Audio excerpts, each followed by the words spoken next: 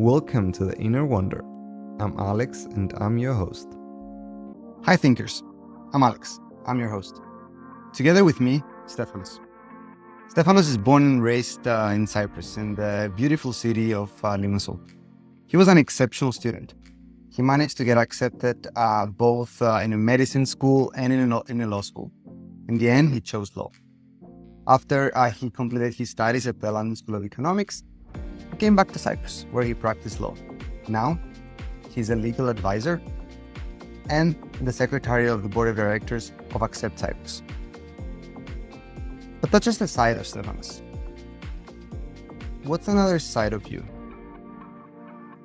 The fact that I love waking up in the morning and exercising. After lots of thinking and practicing, I realized that being proactive in exercising is much better for the body and the brain than being reactive.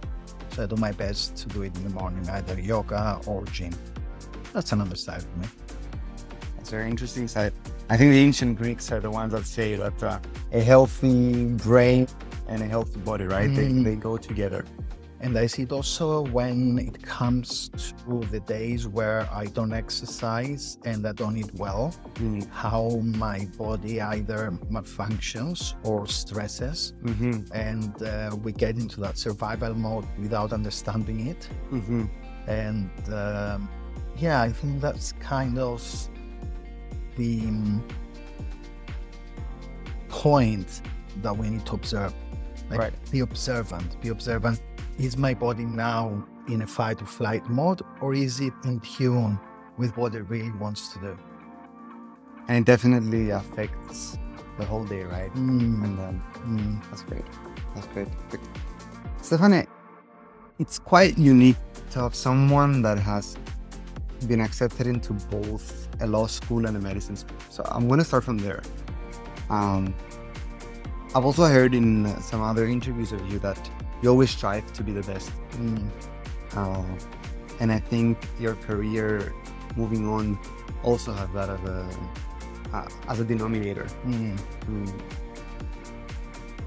I strive to be the best. I'm not sure if I managed to, but I find that I feel better when I don't have a what if. You know what I mean? Like, I won't forget that in 2020, after coronavirus, I just let myself go. And a friend of mine, she comes to me and she goes, "What are you doing?" It's just on the sofa doing nothing. What are you doing? And I was like, "You're right, what am I doing?" And it wasn't a push from an outside person. It was just the voice within saying, "What do you want to do? What if you started doing this? What if you started doing that? What if you started doing this?" So slowly, you cannot change something from one day to the other, and you cannot transform yourself from one day to the other. And we're not here to talk about all these new age things. We're here to talk about us as beings. There is a loop, and we see it. For example, I drive every morning to work, and I have to be at work at 8 o'clock. I cannot change that. What I can change is my attitude when I'm driving.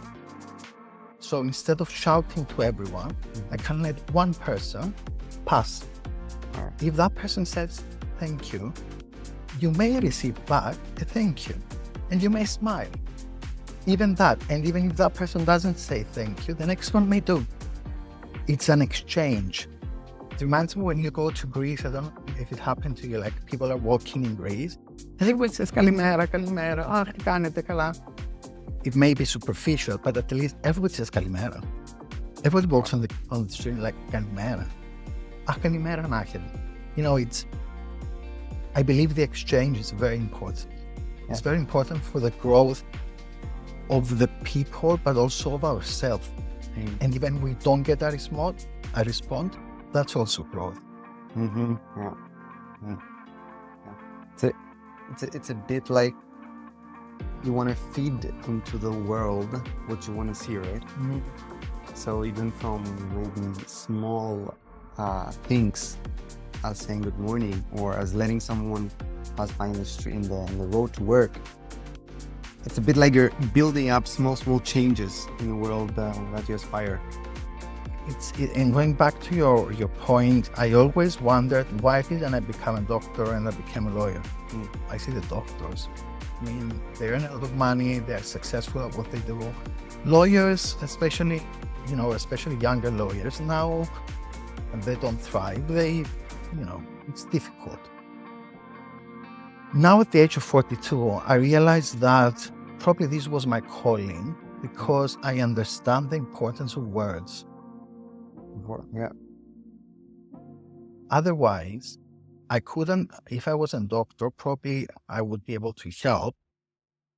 But right now, the expression of who I am and what I'm thinking and what the team is thinking, maybe even stronger than just, being secluded or, I don't know, at least in my path right now, this is how I perceive it. Words are powerful. Words are 100%. The same word can be perceived in such a different way. The same word. Accept Cyprus is the organization that fights for equality, fights for justice from various forms of human rights. So in your effort in this process of promoting human rights, words is the biggest weapon. Accept is the only registered NGO in Cyprus right now that deals with LGBTQ matters. It has been registered since 2011. There are other organizations or individuals who deal with this matter, and I believe that this synergy between all these people is the most important, because that's how we expand as community and as people. Either you're allies, or you need to understand, let's say, how the environment may affect, if you work with, Friends of Earth, or everything is connected. So as an organization that right now we seem to have this connection with the grassroots, but also with the government and other NGOs, it's humbling rather than exciting, because the use of words may make or break a situation. And see, for example, the sexual education law that passed last year. It was a law about holistic sexual education, a subject that was already taught at school.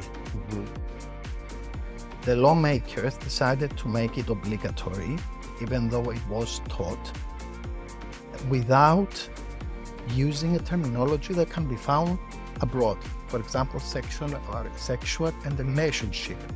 So it created an idea that people would be indoctrinated on LGBTQ matters, whereas the actual books had very little reference to the LGBTQ community. So yes, words are important, especially if misinformation or disinformation is included. Speaking of words, the latest ad that Accept Cyprus did for Pride this year was about hide and seek, right? And I think it was just some powerful words. There's the countdown where you're hidden and someone is trying to get you. And there is this countdown of 5, 10, 15, etc. When the countdown is over, someone's trying to get you and you're hiding. And then you shout, the last person shouts, freedom for all. Freedom for all. At the end, yes, Yeah. exactly. So I found that to be very, very powerful words. Thank you. Yeah, congratulations to that. We had a great team that helped us on that. I don't know if we can say names, but Leo Burnett Innovation was the people who stood behind next to us with collaboration with other organizations. There was no money paid on this. Everybody came in and given their all because they believe in this, what we are creating as a synergy between, because don't forget, last year we started with Solidarity with Thrive. So we started bringing together all the organizations, NGOs, and people who believe in this connection. This year it was freedom based on them. There is a saying in Cyprus that say, oh, don't speak and, time will pass and everybody will forget, or what will people say? This is embedded in our reality. So we wanted to pass on the message that it's not only about LGBTQ matters. Everybody goes through these issues on a daily basis. Maybe a woman with a husband, maybe a child with a grandfather, maybe the grandparents with health people who are helping them. Everybody feels that they're not fully free. So I believe that this year was the idea that people should understand that they have freedoms and they should be ready to claim their freedoms. Foucault was saying that, Foucault the philosopher said it is the society that changes the parties and not the parties the society. You need great leaders and very powerful leaders to change the society. At the same time, democracy itself is based, and the way Plato was saying it, he would have been my muse, but I've changed it. Plato was very clear in his Politeia, in the city, on the way, the ultimate city should work. The power is within each of us. If each one of us realizes the power of the word and that what we are saying may affect not only ourselves, but the reality around us, this island would just transform immediately. Yeah, 100%. I think maybe that ties into understanding our freedom, maybe allows us to understand the freedom of others. And maybe that's a step back. That's a step forward, sorry. I don't know what's your... It's the same, as taking a step back, immediately you take a step forward. Because when you take a step back and you realize where you're standing, it's easier for you to see where you're standing, so you can take a step back, step forward, because you may be standing here, right? So this is the laptop. If you take a step back, you realize, oh, that was the edge, I can do this. Then maybe, I can find a way here. So there is always a million of possibilities as soon as, firstly, we concentrate on ourselves, on the people around us, on the people we love, on the people we hate as well. Because love and hate are not different. It's their emotions. We're not talking about the ultimate love, but we're talking about the emotions of, oh my God, this person, I hate him because he did this and this to me. There is emotion. Right. For as long as there are emotions, it means there's something inside us that needs to be dealt with. Why do I have this emotion? What trauma or what experience does it bring out? Okay, maybe it brings out the fact that, very simple, nobody ever left me, turning left or straight, going back to the first example. Yeah. Or it could be that my grandmother would always say, never allow somebody to do that because we never say thank you. There's so many things. So taking a step back, it actually gives us space to understand why we feel that way. Right, beautiful said. Taking a step back, we talked about solidarity with other movements of Cyprus, and I've seen that, and everybody saw in Cyprus that in 2023, Accept Cyprus, with another organization, managed to win the European Citizen Award. So, firstly, how was that? Wow. And what was the efforts behind, and how can such recognitions help such organizations? It was humbling because it represented Greek-speaking Cypriots and Turkish-speaking Cypriot organizations on the island. And the work goes back to 2014 when the first Pride happened. It was called United by Pride. It was the first that happened between the two organizations. After that, it never really happened, but some events used to happen together. In the last 2-3 years, we re-established this communication, and we ended up signing a memorandum of understanding called United by Colors. After a lot of discussions and setting a roadmap and understanding the important values between communication, because people believe that everything should start with trust. Trust is the result of other things. Trust is a result of me being transparent to you. Trust is a result of me caring about you, treating you as equal, respecting you, intersectionality, understanding, where you're coming from. So unless you build on those core values, how are we going to move to the next thing, which is trust, and then from trust, build the future? So we started with the idea that there would be no trust, but we will start by understanding what created the schism, let's say, why we drifted apart. Right. And then because of that, and because of the 10 years of Pride and the work that we did together, we were recommended to collaborate. And because we started collaborating again to get the award as Greek Cypriots and Turkish Cypriot. Going there was beautiful. I don't know if you have seen the pictures, and the Vish and I are presenting the two organizations. At some point we were crying, and then we had our flag together, and at some point they were talking about the European elections and that, everybody should be united. Then I told the Vish, let's stand up now. And she was like, what? Let's stand up now. And we stood up and we said, look, if we manage to overcome our differences, and we have worked to come here together and being here together, each one of you can do that. Yeah. Each one of you can do that. It's irrelevant, the race, the sexual orientation, I don't know, if you have hair, if you're fat, if you're thin. It's all about respect, caring, transparency, feeling equal, opposite the other person. Giving space to understand, maybe we don't have the same views, but giving space. If I feel that you respect me, I will hear your views. Maybe I will gain something out of it. Maybe I will not, but I need to understand. Yeah.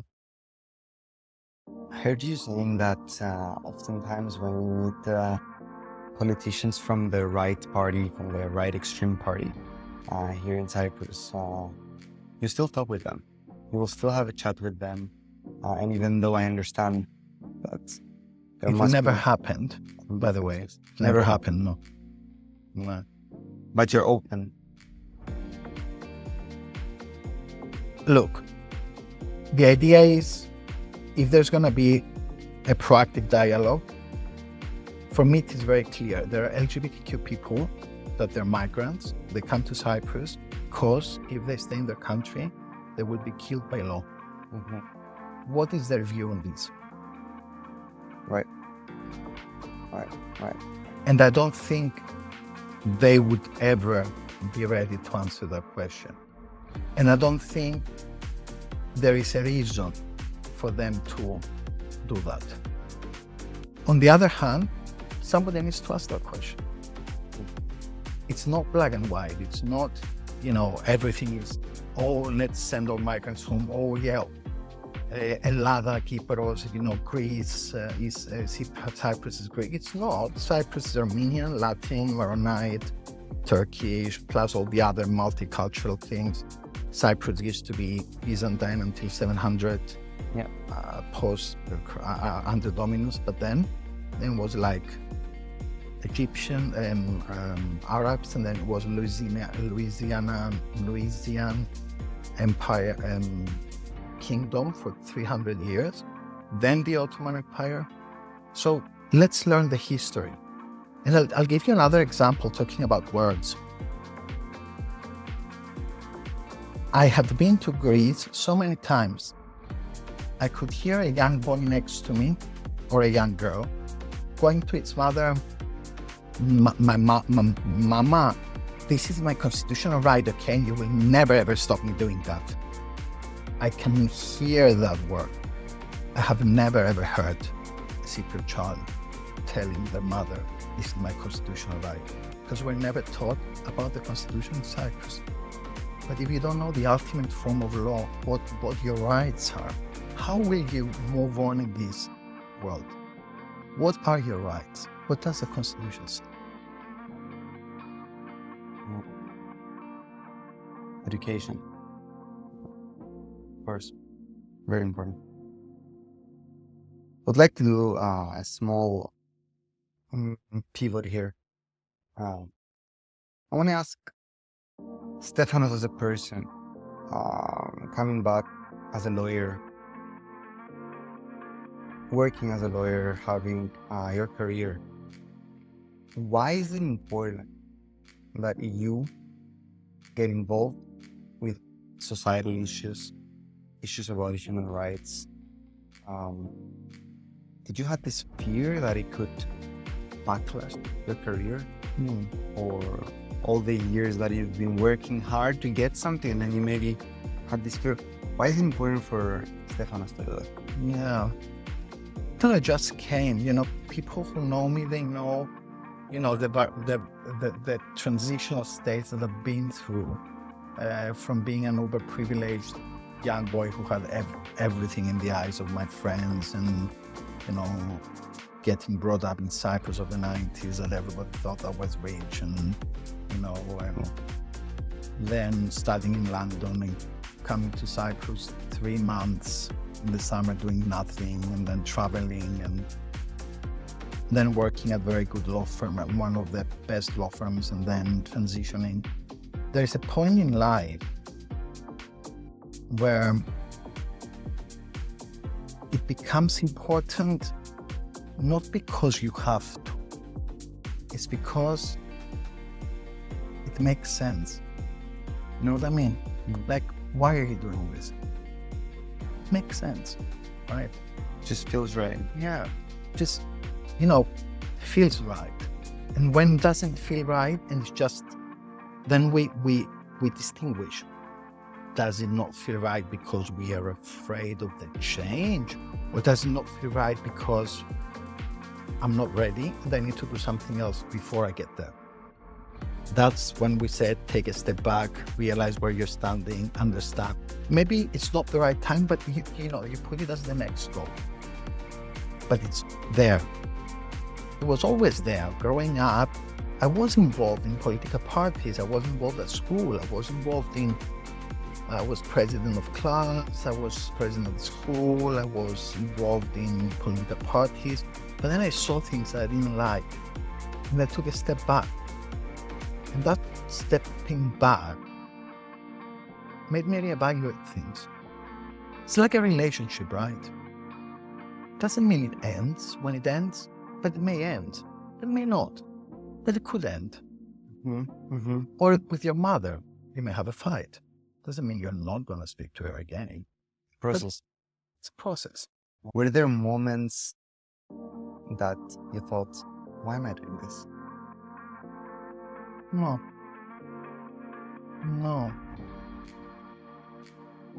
There were moments that I thought,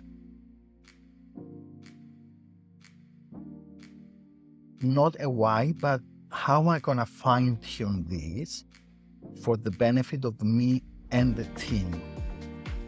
You get it? It's like, why am I allowing this to become so interfering when there's some important things? So the why comes on the prioritizing rather than on why am I doing it. The why comes, it's like, I think we discussed before, it's like, okay, why would I concentrate on a project that may take me 15 hours to do and will gain me only 200 euros and not do a project that is 3 hours and give me 150 euros? It's a proactive why. Yeah. Right. Okay. Understood. Without not doing the other thing, but then you're a team. You're not on your own.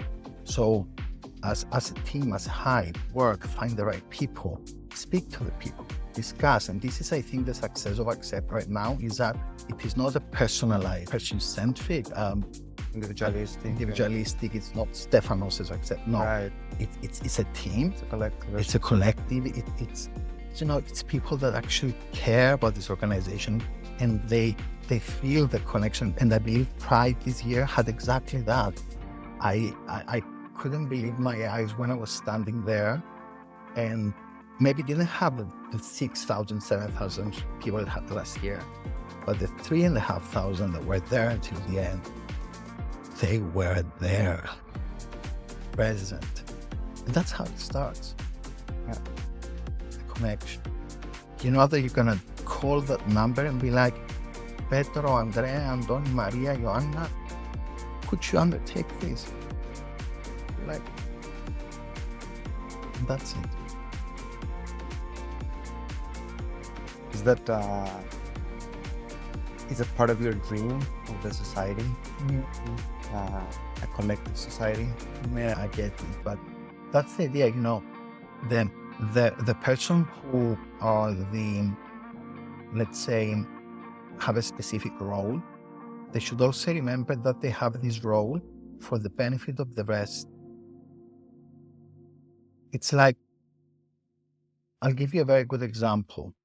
The queen bee in the hive, or the bees themselves. Yes. You know, you've got the male. The male. Right. The male, the only thing they do is that they stay in the hive and they just look at the entrance and they say, oh, somebody's coming. That's the only thing they do, but they're part of the collective. Okay. Or the queen bee, when it dies, she knows it, she lays a lot of eggs, and the bees choose. So I'm just giving you that the nature itself gives you the ways on how, or the trees, or nature. Go to Famagusta, the old city Famagusta. We see how beautifully the nature has overtaken the human nature and has created something beautiful. The dream is that. The dream is that we are all interconnected, and we need to use that connection to grow and change and transform. Yeah, that's the dream. You know,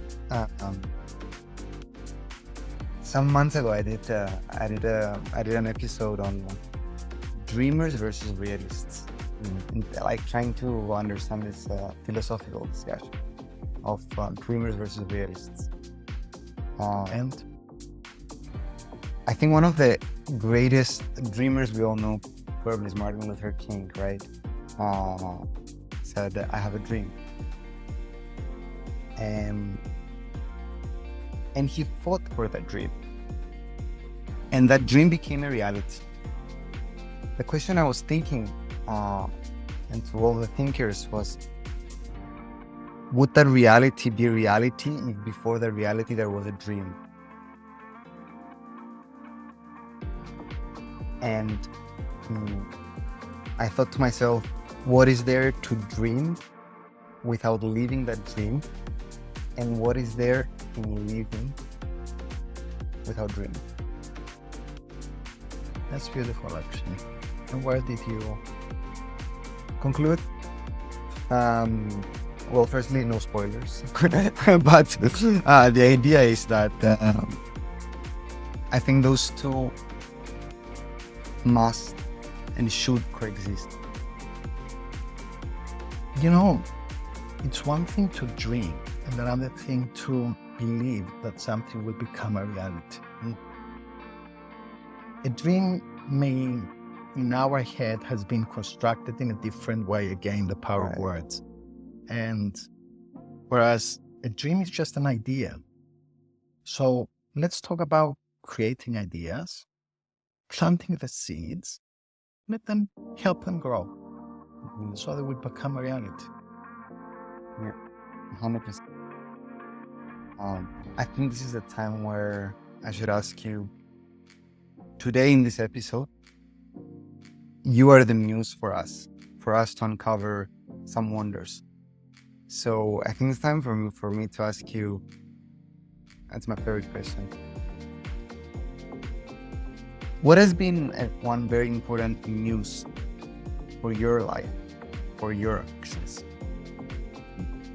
What has been one source of inspiration for you that has kept you achieving, has kept you learning, has kept you growing, oftentimes has kept you failing, but I'm very curious to see what has been on yours for you.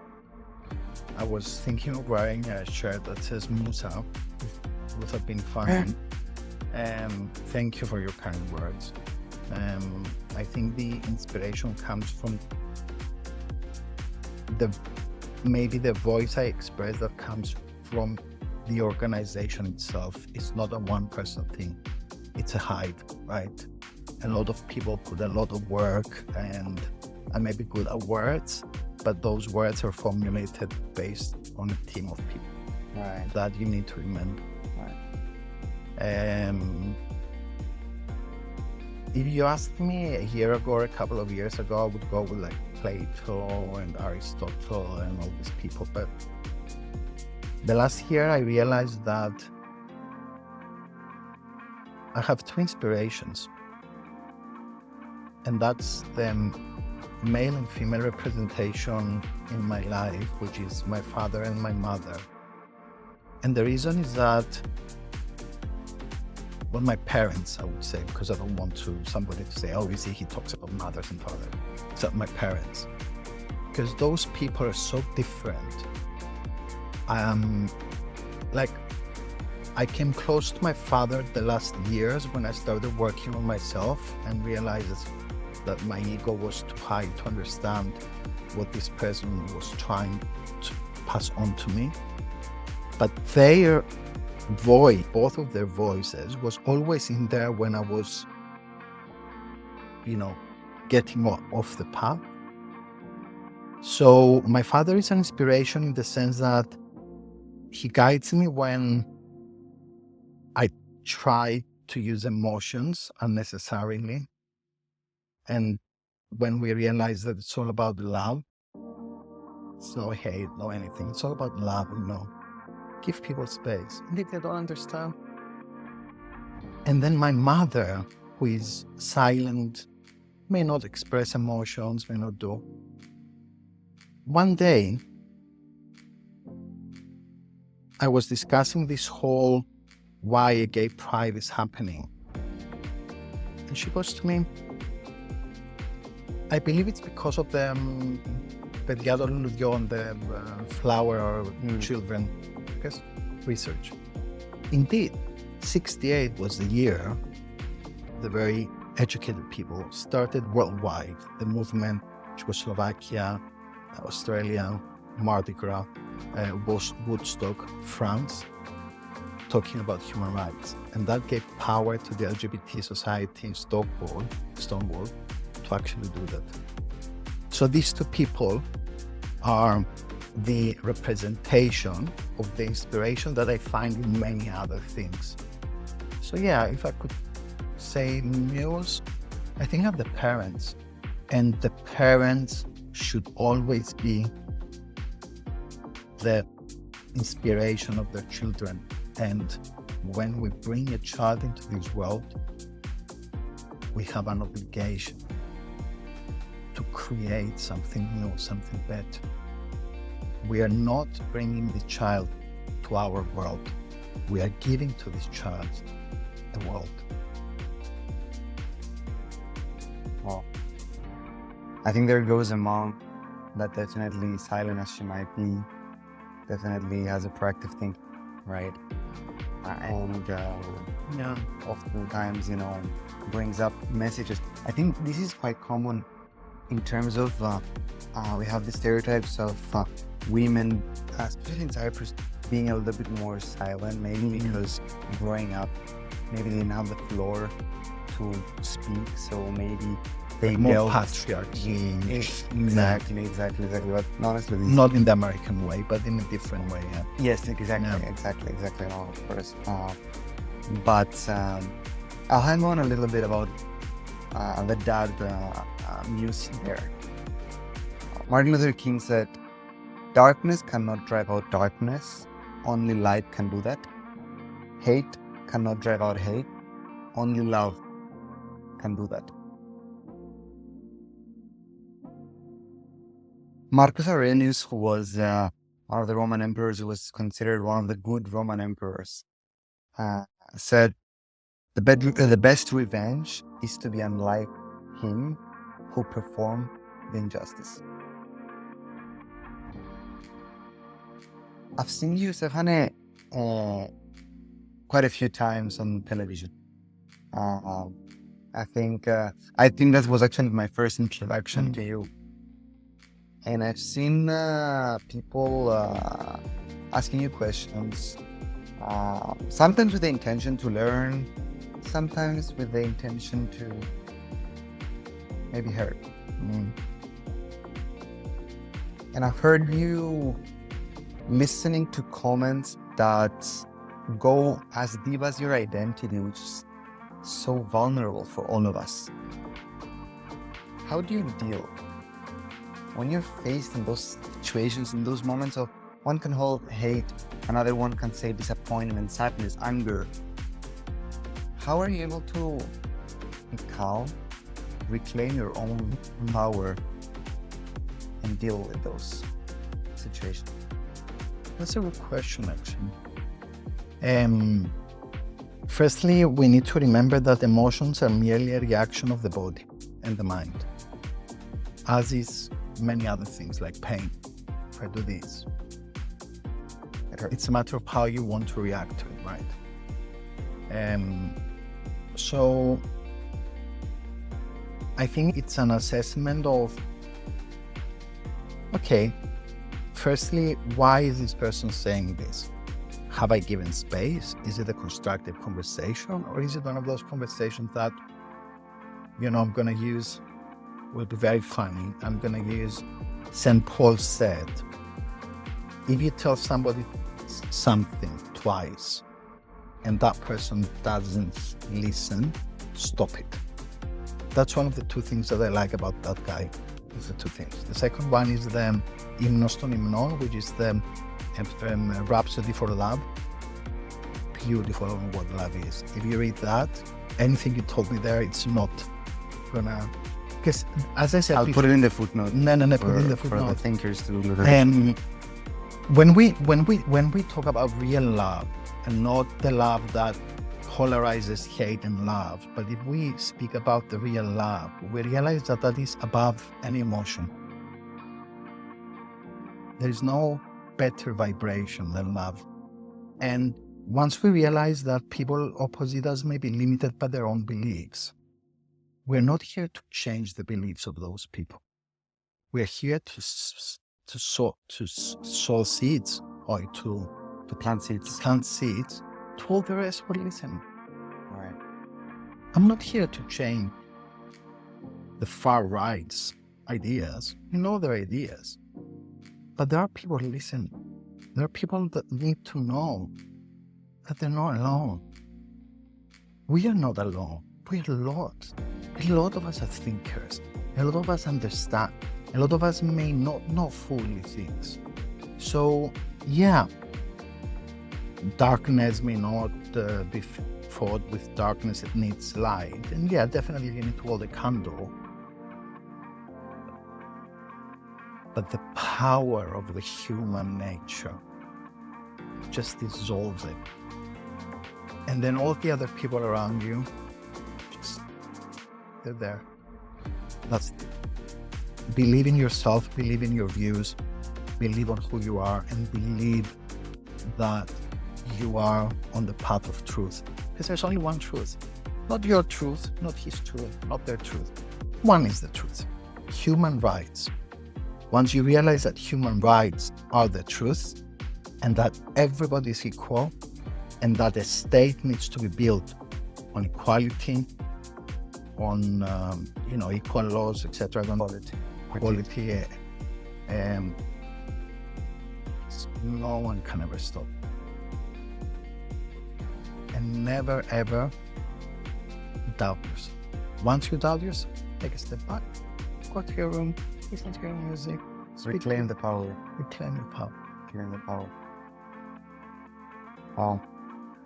What I love about what you just said is that it's not just about the person opposite you, the person that maybe at that moment makes you sad or angry, but it's that there are more people listening, and for something greater, right? They're never opposite you, they're next to you. Very next. Very next. They're just some steps behind. And they may not even proceed. But it's fine. Thank you so much. You're welcome. Thank Stephane, you.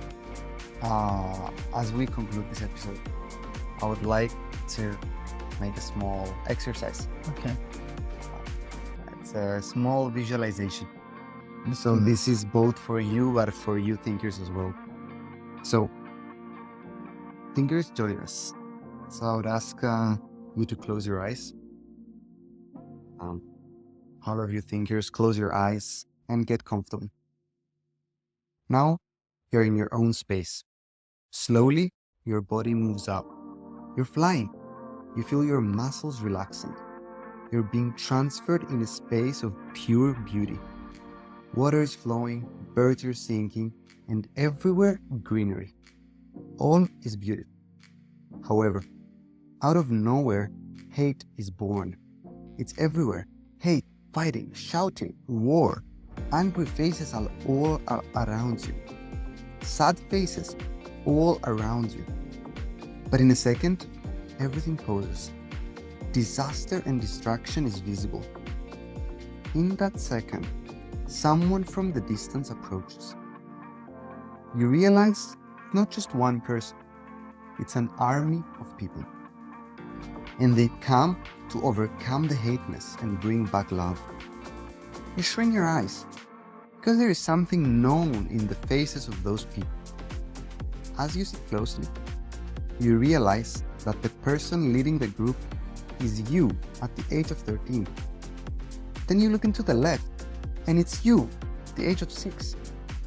You look into the right, it's also you at the age of 18. Soon you realize that every person in this army represents a time in your past self that you had to deal with a situation of hate, bullying, anger, sadness, and disappointment. I'm sure, thinkers, some unwanted memories have been woken up to you. As you look into all those faces, your own emotions start to build up. You remember how you felt back then. You feel compassionate and sentimental. But now, thinker, you're wiser. You grew as a person. Congratulations. Now you have all the power to advise your past selves on how to deal with situations of hate. It's a feeling of empowerment. Slowly, open your eyes. As we end this episode, Stephanos, based on all the wonders we've uncovered with you today, and take a step as well to digest,